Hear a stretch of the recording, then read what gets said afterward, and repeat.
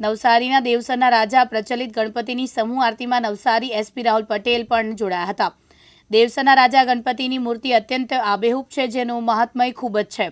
દેવસરના રાજા ગણપતિની સમૂહ આરતીમાં નવસારી એસપી રાહુલ પટેલ, ગણદેવી ધારાસભ્ય નરેશ પટેલ, નવસારી જિલ્લા ભાજપ પ્રમુખ ભૂરાલાલ શાહ તેમજ ગણદેવી તાલુકાના પ્રમુખ શાંતિલાલ પટેલ સહિતના લોકો ઉપસ્થિત રહ્યા હતા।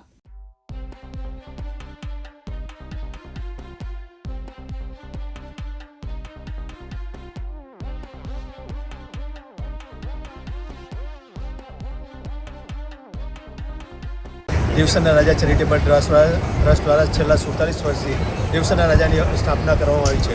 દેવસરના રાજા ચેરિટેબલ ટ્રસ્ટ દ્વારા ગણપતિની સ્થાપના ઉપરાંત મેડિકલ ક્ષેત્રે મેડિકલ કેમ્પોનું આયોજન કરવામાં આવે છે, તેમજ બ્લડ ડોનેશન કેમ્પોનું આયોજન કરવામાં છે। આગામી સમયમાં જિલ્લાની પ્રસિદ્ધ હોસ્પિટલોના સંકલનથી મેડિકલ કેમ્પોનું આયોજન કરવા જઈ રહ્યા છે। તેમજ ફ્લડની કામગીરી વખતે દેવસરના રાજા ચેરિટેબલ ટ્રસ્ટ દ્વારા જરૂરિયાતમંદોને ભોજન પૂરું પાડવામાં આવે છે અને આગામી સમયમાં નોટબુક વિતરણનું કરવામાં આવે છે, તેમજ ગરીબમંદ બાળકોને શૈક્ષણિક ક્ષેત્રે સહાય કરવામાં પૂરી પાડવામાં આવે છે। દેવસરના રાજા ગણપતિનું આ કેટલામું વર્ષ છે? 47મું વર્ષ છે। અને હાલ દેવસરના રાજા ગણપતિ ચેરિટેબલ ટ્રસ્ટ ચાલુ કરવાથી પ્રજાજનોને શું લાભ થશે? દેવસરના રાજાના ચેરિટેબલ ટ્રસ્ટ શરૂ કરવાથી દેવસરની આજુબાજુની જનતાને મેડિકલ ક્ષેત્રે ખૂબ જ ઉત્તમ લાભો પૂરા પાડવામાં આવે છે, તેમજ ગરીબ બાળકોને નોટબુક વિતરણો કરવામાં આવે છે અને શૈક્ષણિક ક્ષેત્રે સહાય પૂરી પાડવામાં આવે છે અને બ્લડ ડોનેશન કેમ્પો કરવામાં છે।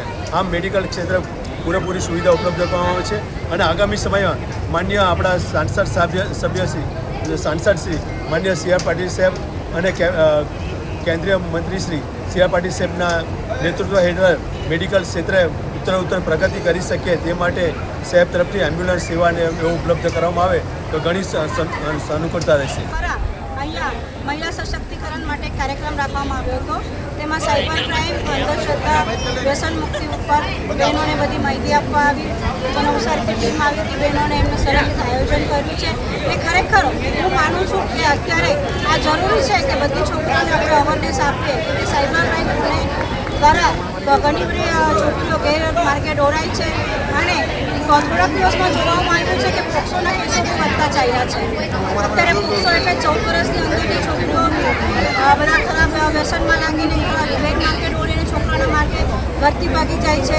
એમાં પોક્સોમાં એમને ખરાબ કૃત્ય કરવામાં આવી છે અને પોક્સોના કેસો બી બધા વધતા ચાલ્યા છે। એ પ્રમાણે અમે સ્કૂલોમાં જઈને છોકરીઓને પોક્સો વિષય, સાયબર ક્રાઇમ વિશે અમે માહિતી આપીએ છીએ। હેમલ પટેલ, દિવ્યાંગ ન્યૂઝ, બિલીમોરા, નવસારી।